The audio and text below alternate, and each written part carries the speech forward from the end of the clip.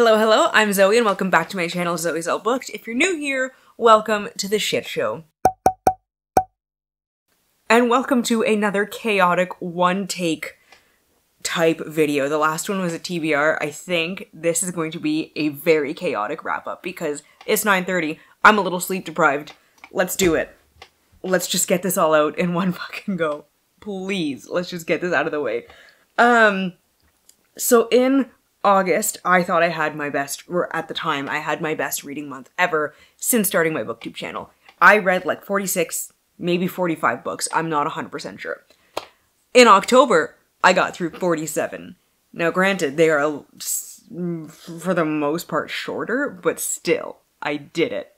I'm so proud of myself. If you think back to the TBR, I wanted to get through 62 books, which would have been the Animorphs, the entire Animorphs series, and then 5 audiobooks.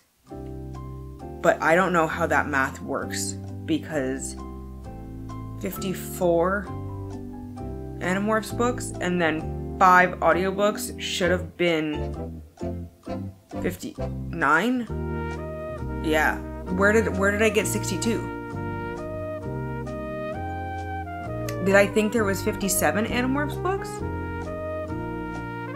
Are there 57? I don't know. I don't fucking know. Anyways, either way, I got through 47 books. I'm gonna go through the audiobooks that I listened to first, and then I will get into the Animorphs ones after. But I listened to, a lot more than 5 audiobooks. We did good. We did good. Especially because October's my birthday month. I turned 30. I'm a Libra. I'm gonna get a little fucking extra during my birthday month. I don't know how I found the time to do all of this. Also, the 3 children. That's kind of important. An important factor as to why sometimes a lot of reading does not get done. Did I read a single fucking physical book?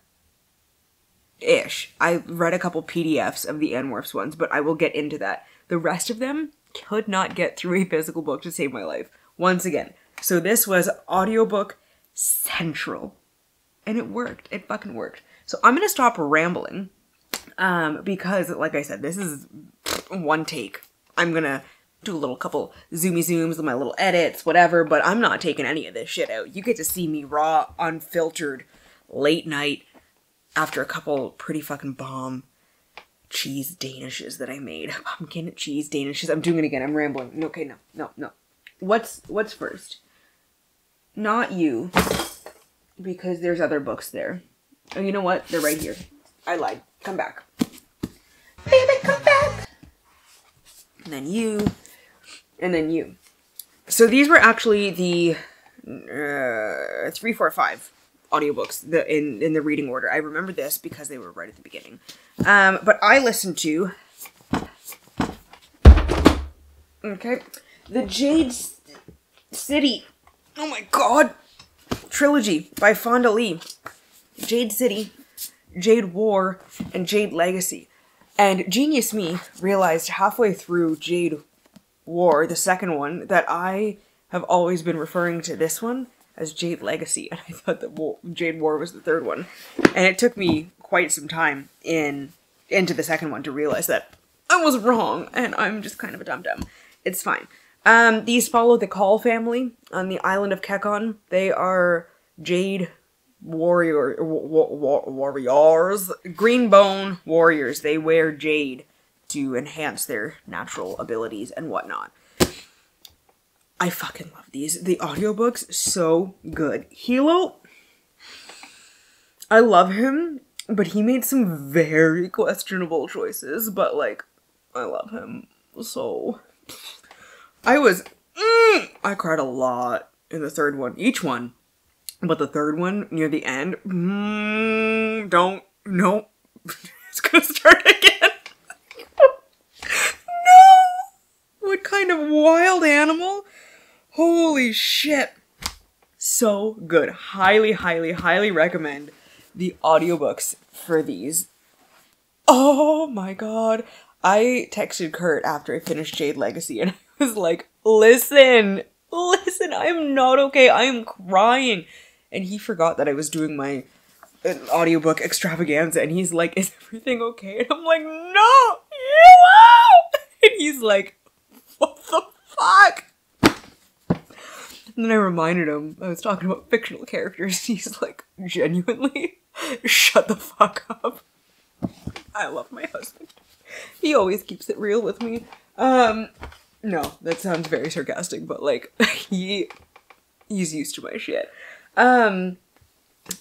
Definitely recommend those. Also, I'm not going to be going into what these books are about because there is so fucking many. Can't do it.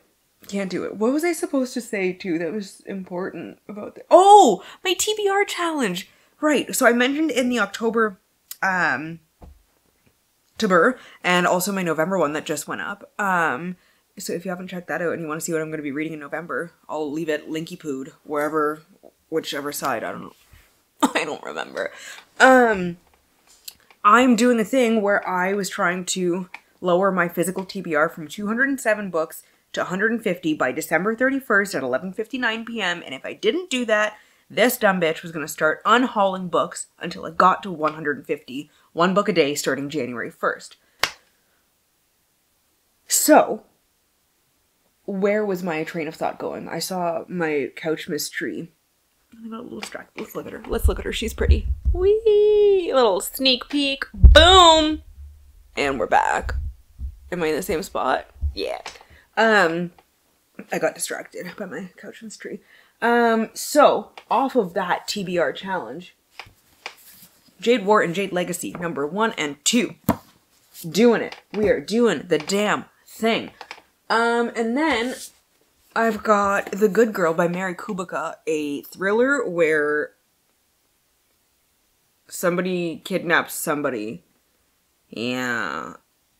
And it's told, like, different perspectives. While she was kidnapped and then after she's back trying to figure out what the fuck happened because there's some memory loss here. It was good. Like, it was okay. The last page, I ended up reading, like, the actual physical thing because my headphones died and I was like, I just need to know how this fucking ends and I cannot wait. And I was very surprised, actually, by the last page and a half, I think it was, which, it kind of tied everything together in a really nice way that I was not expecting, but was not blown away. This is number 3 off the TBR challenge. And we got Sky in the Deep by Adrienne Young. Vikings. This is Vikings. I was whelmed. I wasn't overwhelmed. I wasn't underwhelmed. I think I was just a very average whelmed. It was good. Again, nothing amazing. There's a sequel, apparently, but I don't know how it ties into the first one. Because this wrapped up pretty well. So I think it's more of a companion. But yeah, it was good. I don't love short books where the world building feels like it's blah. Like I could have benefited a lot from some more world building here. Anyways, that's number 4. I've already lost count. I'm great at numbers. This fucking bitch. Oh my god. This fucking book. Walk with me here. Take a journey through time. October 2022. I started reading A Wild Winter Swan by Gregory Maguire. At some point in the summer of 2022, I got an email from a publisher saying, hey, do you want a copy of this book? And I was like, abso-fucking-lutely, because Wicked is one of my favorite books of all time. Who sent this to me? William Morrow. William Morrow? Yeah. Shout out to William Morrow and HarperCollins for sending me this, back in the day. When I was young and naive, okay? October 2022, start reading it. It's so fucking boring. And I'm like, this cannot be the same author. Somebody is pulling my leg here. Okay, I am being pranked. This is not real. So I'm like, I'm going to listen to the audiobook. I'm going to find it. I found it at one of the libraries here. I think it was the Windsor Library that had it. And at the time, the Windsor Library app, they're with Cloud Library. Not Libby. Libby's much better than Cloud Library. But at the time, it only went up to 2 times the speed. And I'm like, this is so fucking boring. This narrator is killing me. His voice, I couldn't stand it. I couldn't fucking deal with it. I was having a hard time getting through an audiobook for a book that was 230 pages.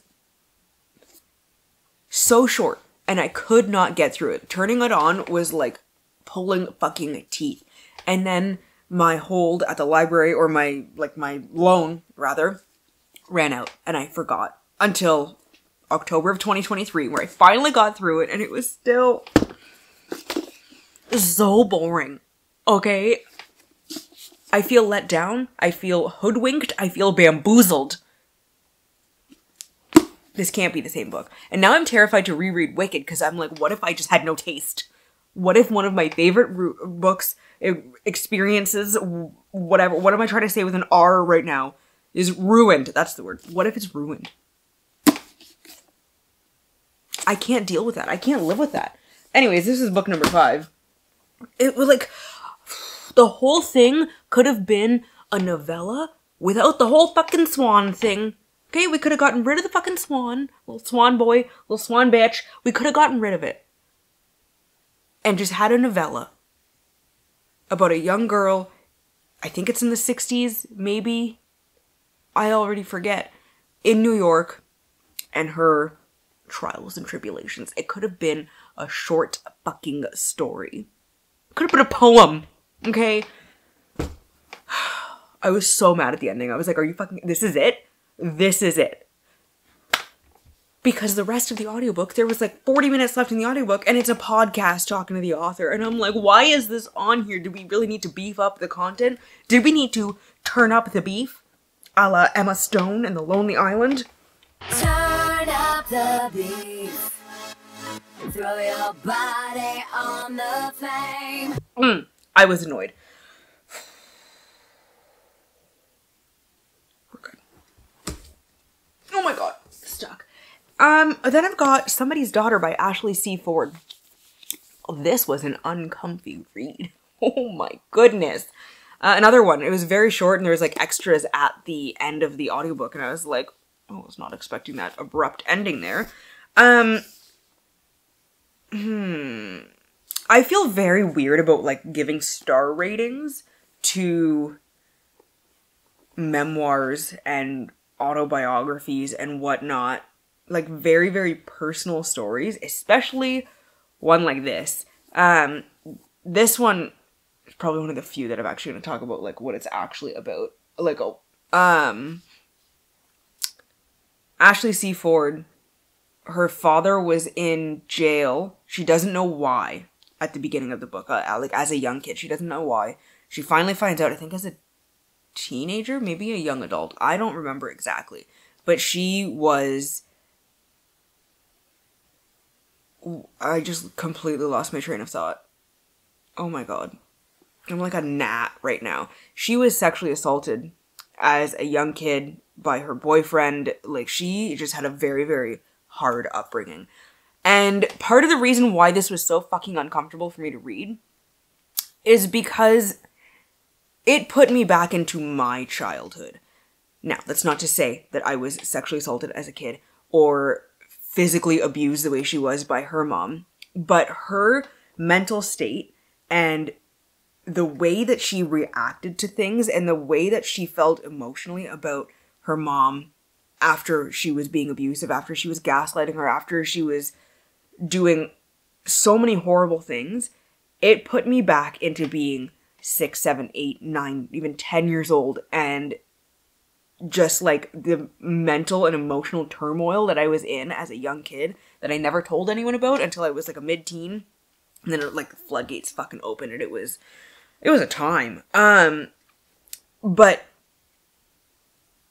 the mental and emotional side of the abuse from her mom is kind of like, it hit really close. What are those words trying to come out of my mouth? It hit really close to home. And it made me very uncomfortable.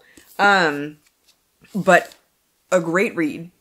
a necessary story to be told. But it was heavy. What number is that? 6. That was number 6 coming off. And then, oh my god, this one. Oh, this one, yeah, this one was from a Book of the Month sponsorship that I had. 2021, maybe 2022? I don't even remember.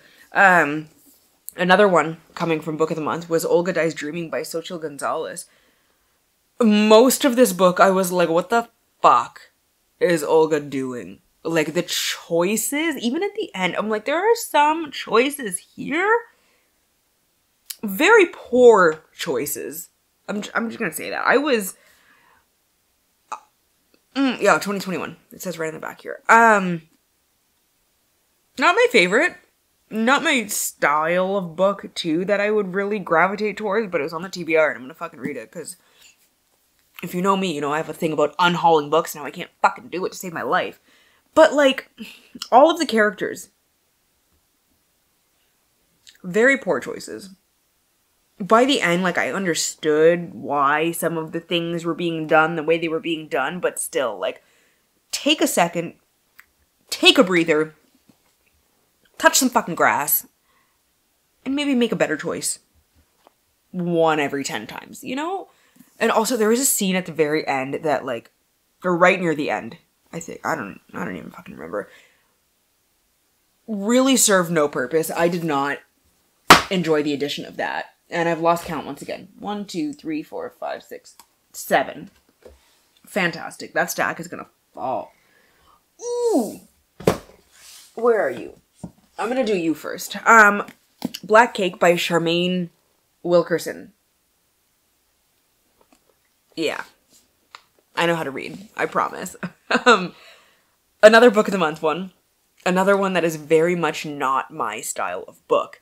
And I was pleasantly surprised by it, but after, when I read the bio for the author, it all kind of clicked. Because she is a journalist. And this felt like reading an article. Like a very long article. It didn't really feel like a fully fleshed out story. Just kind of the way things were told felt... I don't know what the word is that I'm looking for. I don't want to say clinical, and I don't want to say article-y, because, like, 1, not a word. 2, does not really convey what I'm trying to say, but, like, article-y, you know? It felt like an extended newspaper article. Like, what am I trying to say? How do I get this out of my head and to you? It, like, almost like, he said this, and then she said this, and this is how the person reacted, and, like, it just didn't feel like a very cohesive, flowy story. Not bad. Why the fuck is my computer on? Did Draco step on... I think Draco stepped on the keyboard. It was... I put it to sleep. That... Can we enough with the ding, please? Shh! Go Nani. Number 8. It was good. Not something I would gravitate towards if it wasn't sent to me. Oh, this is January 2022. Yeah. So, there was 2 sponsorships. Right. Okay. Cool. I remember now. I remember this. It was like a fever dream back then. These next 2 were the first 2 that I read in October. Listened to. Evan Winter.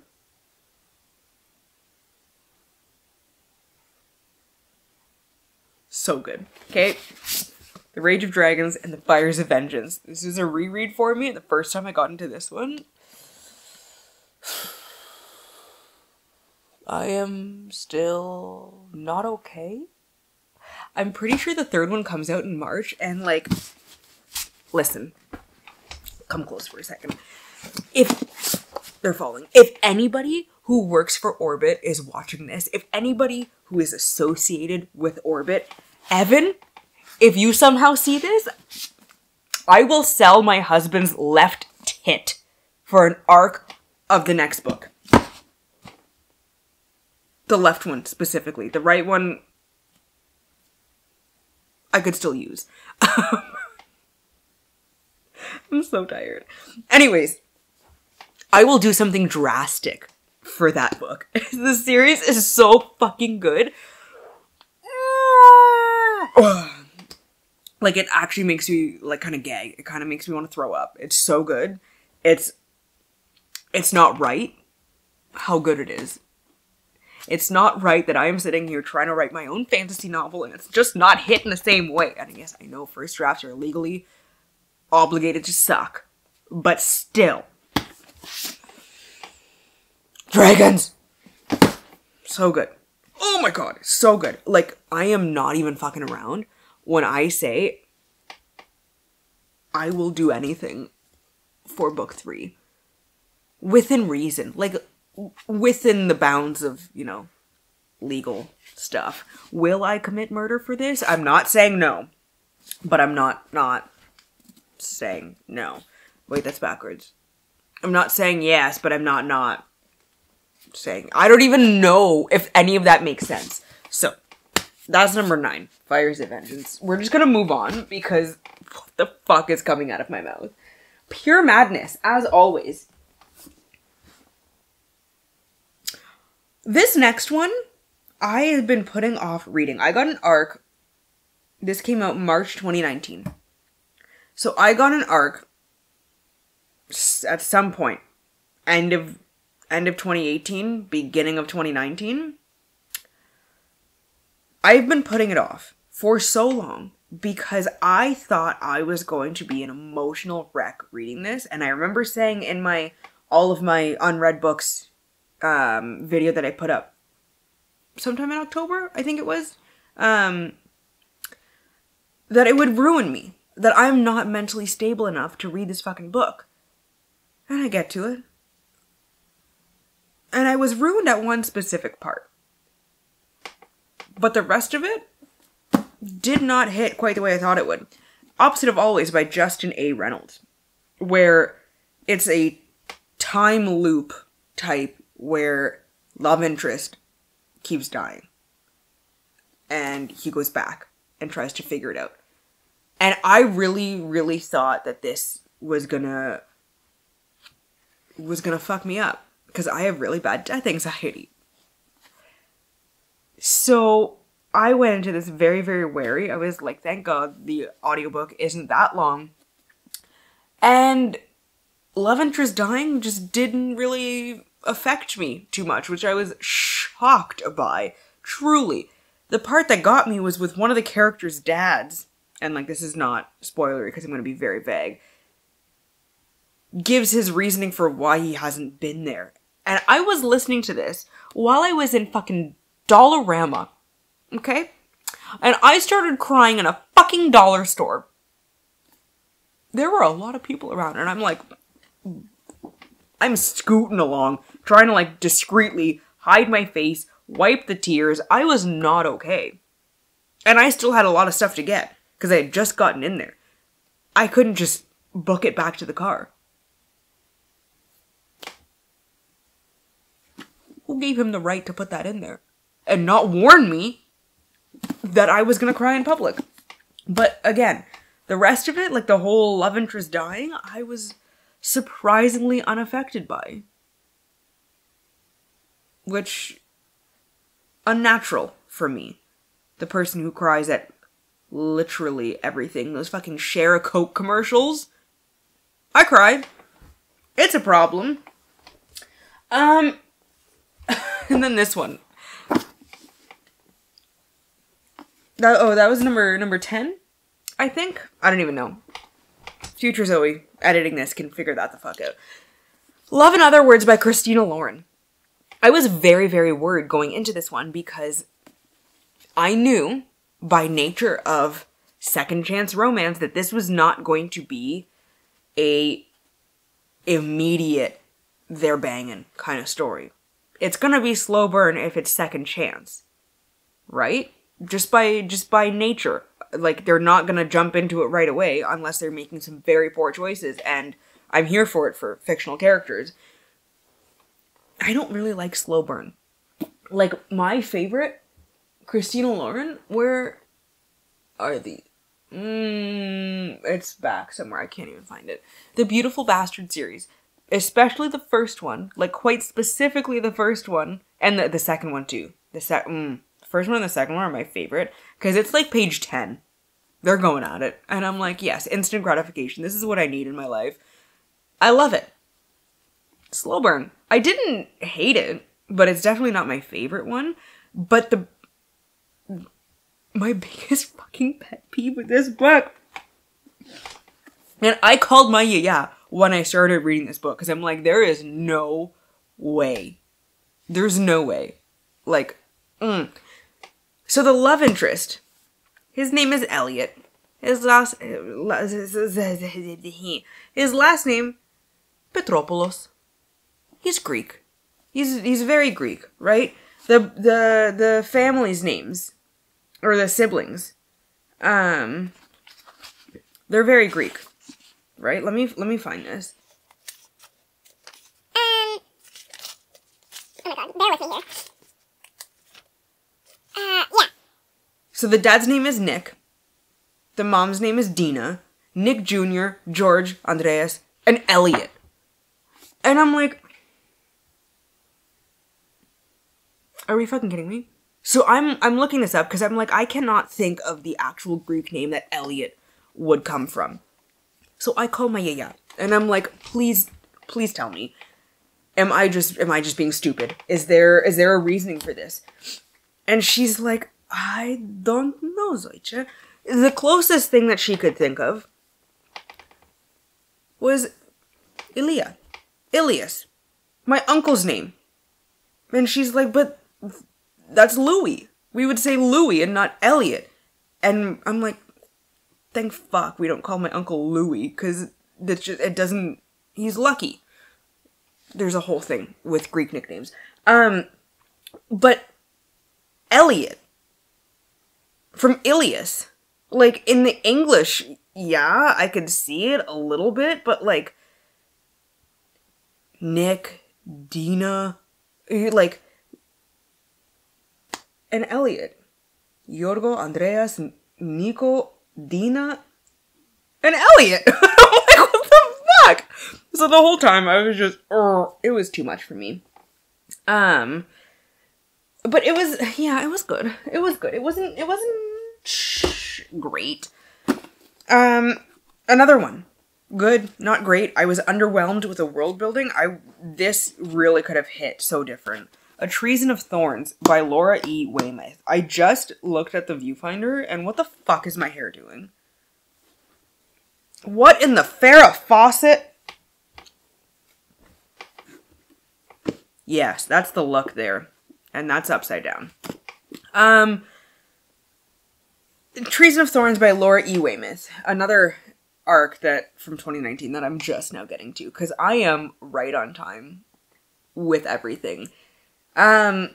There's a house that's sentient-ish, but like it's losing its mind, and Violet, yeah, she's been trained to be the caretaker of this house her whole life, and shit's going wrong, and she's got to figure out a way to save it, and then save, like, everybody along with it, or something. It was good. But the world building, like, there was a lot that I felt could have been, like, a lot more fleshed out. And it was, I don't want to say disappointing, but it didn't live up to my expectations, for sure. And then, I'll go with you next. Yeah. She gone. She just gone. Oh my god! Oh my god! Oh my god! I almost pitched forward. I almost fell flat on my face and took the camera down with me. It's way past my bedtime. The Light Between Worlds, also by Laura E. Weymouth. This was a 2018 arc. Doing great! I'm so good at this. I'm so good. Oh my god, that's terrifying. Oh my god. memory card was full. This, I need you to see this. For some reason, oh my god, can we, not me, on the book! Oh my god! You know what? Oh my god, there it is. There it is. There's white things on Laura E. Weymouth's face, like specks that went right over her eyes. I don't even know if it's gonna be in focus now. We're just gonna go with it. And she looks like a demon. That was not what I was expecting to see when I turned that around. Anyways, thank you for going on that journey with me. This is like a post-Narnia book. And it's told like partly in the Narnia-esque land, the woodlands, and like after they've come back. And like, what do you do when you come back? After living an entire life elsewhere, and then you come back and no time has passed at all. Like, how do you reconcile that? How do you move on? And that's what this one is. I like this one better than A Treason of Thorns. But again, just a little bit underwhelmed. A little underwhelmed. I think it could have been a little fleshed out more. And I didn't love the ending. Like, I understood it, but I didn't love it. I don't remember how I felt about it right after, but like looking back, And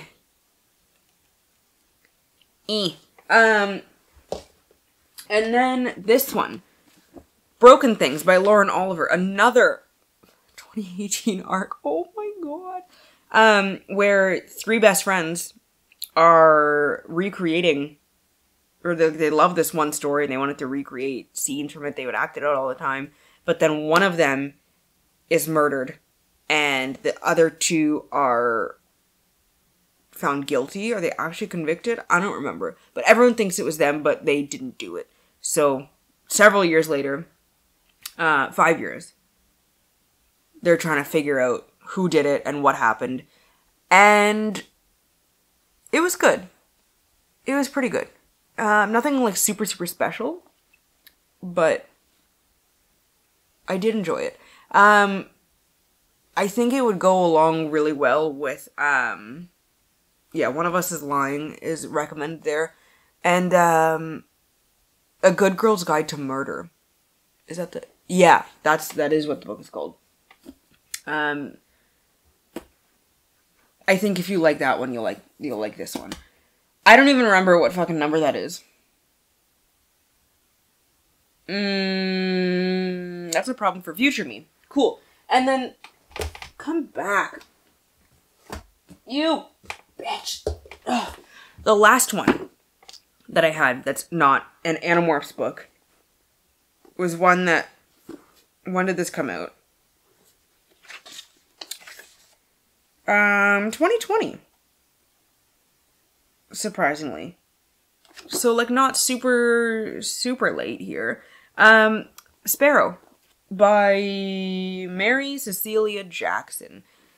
I had no idea what this book was about because literally just, it looks like a paper for university. It looks like a thesis bound together. And also, I just never really read what it says right here. She must find the courage to confront the abuse that haunts her past and threatens her future. I was told unequivocally that this was a bad book and I should just get rid of it. So I went in with the lowest of low expectations and I didn't hate it. The middle was kind of like, what the fuck is going on? And it was very, very heavy. The whole thing. Dealing with an abusive boyfriend and memories of an abusive mom. And, like, the shit that happened to Sparrow, this poor girl, fucked up. It was real fucked up. But yeah, the middle with one of the characters, it got a little weird for me. But overall, hella fucking depressing. But again, like with Somebody's Daughter, kind of one of those stories that, like, should be told. especially for teens, like, especially the relationship with the boyfriend, the way that it starts. Not as awful as I was expecting it to be going into it. So, now we got all that out of the way, and we've been at this for a whole fucking half hour. We're getting into the morphs. Animorphs! I just made a theme song for it. Somebody contact someone somewhere. Let them know that I read 30 Animorphs books, and I came up with a theme song that goes, Animorphs! And like, Pokemon! But, Animorphs! You guys get to be blessed with my singing voice so much. So here's the thing with these bad boys, right? I am not going to be going through these names, and I don't actually have all 30 of the books. But, where are we at here? I had already read up to book 10. So, books 11 to 30 were coming off my TBR. And I've got 1, 2, 3, 4, 5, 6, 7, 8, 9, 10, 11, 12, 13, 14, 15, 16 of those from 11 to 30. I'm missing books 25, 26, 27, and 28. Yeah. These are all coming off the TBR. Fucking crushed it. But I also bought, I think, 9 books. So, not as good of a thing as I thought it was going to be. Tyson just ran across the living room and it tripped me out so much. Number 1 was The Invasion, and that's the only one I'm going to say the name of because, like I said, I'm not going through almost 30 fucking books of the titles. So I had known from the first time that I tried to do the whole Animorphs in 1 month thing that the PDFs were available online because K.A. Applegate, the author, wanted to have them freely available to everyone. Oh my god, is Kurt home? Is that when my phone went off? I just stepped on a toy. I almost killed myself. Oh my god. No, it's only 10:06. He's not gonna be home for another half hour. We're good. We're good. Oh my god. So I knew I'd be able to get the PDFs. But I was like, I really need audiobooks for these. And I know on Spotify they put some of them on, but I didn't realize they were like fan created. And they were pretty good, but there were like extra sound effects and everything that this ADHD ass brain cannot deal with. So it was, I couldn't like 100% focus on what was going on because I was more interested in the sound effects. So I got through 10 of them, maybe, like going through the PDFs, but it took me so long because I couldn't actually sit down and focus and read them. And then I was like, where can I find these? Because the libraries around me don't have them. I'm not using that many credits from Audible or Libro FM on these fucking books. And then I remembered that Scribd exists. So I was like, I'm going to look and see if Scribd has them. I just burped. Excusez-moi. And they did. So I got a free trial. And I got up to book 30. I was listening to 6 or 7 of these a day. And it was pretty tits. Side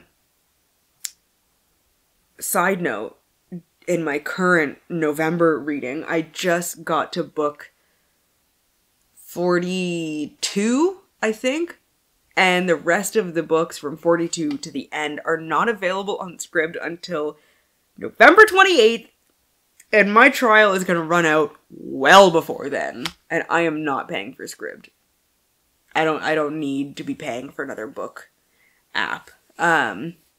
So I'm just going to go back to the PDFs and maybe I'll finish them by 2025. Who the fuck knows? But I got through 30 books of Animorphs in 1 month. Which if I had figured out the fucking Scribd thing earlier in the month, I would have been done them within 2 weeks. It would have been fantastic. A coup. Truly. But I didn't. So here we are. I have not been going through and individually rating them because I read quite a few of them as a kid. I don't remember what. Oh, goodness gracious me! I don't know what just came out of me, but something weird happened. I I don't remember which ones I read, and I have this thing about rating books that I read as a kid, because I don't know if it's like the nostalgia that's making me love it more, or if it's just actually a good book or whatever, so I stay away from rating things that I read as a kid. But, like, I love this fucking series. Although, years ago I was spoiled for the ending, I know I never finished the series, and I am dreading when it actually happens. Like, the one event that I know is gonna happen. I really hope I was just being fucked with, but I doubt it. I doubt it. And I'm not prepared for that. Emotionally, physically, mentally, spiritually. I'm not. Not at all. So, future me will put a little ding ding ding here for how many books that was off of the TBR. Because like I said, I don't own all of them. I'm missing 4. But that was definitely 16. And then numbers are really hard, so I'm not even going to try and do math right now. But that's it.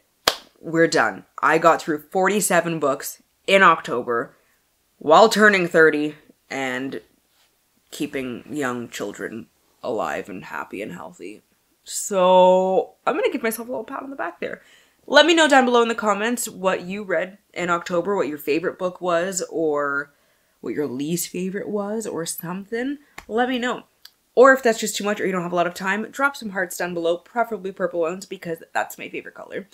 As always, to stay updated with my current reads and how I'm feeling about them, and you can go back and see actual thoughts on, like real-time thoughts on the books that I listen to.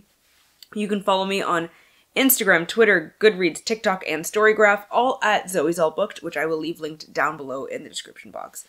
Thank you all so much for watching. If you like this video, please give it a thumbs up, subscribe, and share the video so everyone else can join in on the madness, the chaos, the shit show. What's next? Oh, yeah. With that, we have come to the very end of the video. I hope you all have a wonderful day and get at least a little bit of uninterrupted reading time. I love you, awesome nerds, and I will see you in the next one.